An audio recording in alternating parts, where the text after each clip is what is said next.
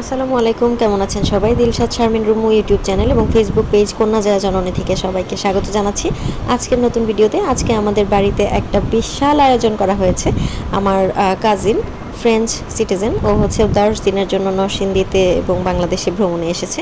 তো আমরা খুব মজা করেছি। এই 10 দিন আমরা অনেক খাওয়া দাওয়া করেছি, অনেক ভিডিও করেছি, অনেক সুন্দর সুন্দর রেস্টুরেন্ট এবং নতুন নতুন জায়গা এক্সপ্লোর করেছি, যার প্রত্যেকটা খণ্ডাংশ আমি কিন্তু আপনাদেরকে ভিডিওতে শেয়ার করার চেষ্টা করছি।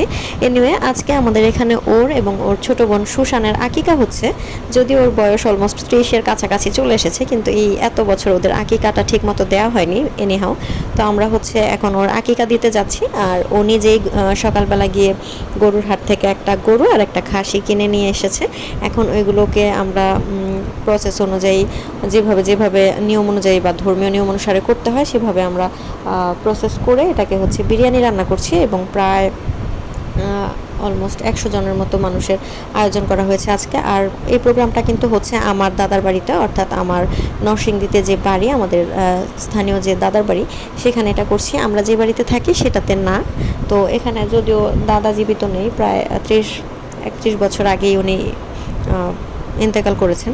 তো যাই হোক, আমার দাদি এখন আলহামদুলিল্লাহ বেঁচে আছেন। দাদির তত্ত্বাবধানে আমরা সবাই খুব মিলেমিশে একসাথে আনন্দের সাথে জীবনযাপন করছি। যাই হোক, আমাদের বিরিয়ানি রান্না হয়ে গেছে। আমাদের হেল্পিং হ্যান্ড যারা ছিলেন, আঙ্কেলরা এবং আন্টিরা, তারা কিন্তু আমাদেরকে হেল্প করছে। আমরা বাজার থেকে সকালবেলা ভাই বোনেরা মিলে গিয়ে বিভিন্ন রকমের প্যাকেট, বক্স, তারপরে হচ্ছে আনুষঙ্গিক যা যা লাগে সব কিছু কিনে নিয়ে এসেছিলাম। তো এখানে প্যাকেট করার পরে কিছু কাঁচা মাংস আমরা প্রোভাইড করব আমার চাচাদের বাড়িতে এবং ফুপিদের বাড়িতে। তো সেই হিসেবে প্যাকেট করা হচ্ছে। এটা হচ্ছে আমার বাড়ির উঠোনে করা হচ্ছে। এখানে আমার বাবারা, চাচারা সবাই মিলে কাজ করছে। আর দিনটা খুবই আনন্দমুখর ছিল এবং উৎসব উৎসব একটা ভাব ছিল। সবাই আমাদের জন্য দোয়া করবেন। এই ধরনের প্রোগ্রাম আমাদের খুব ভালো লাগে। একটা ফ্যামিলি গেট টুগেদার হিসেবে এটা কিন্তু দারুণ একটা আয়োজন ছিল। আজকের মতো বিদায় নিচ্ছি। আল্লাহ হাফেজ।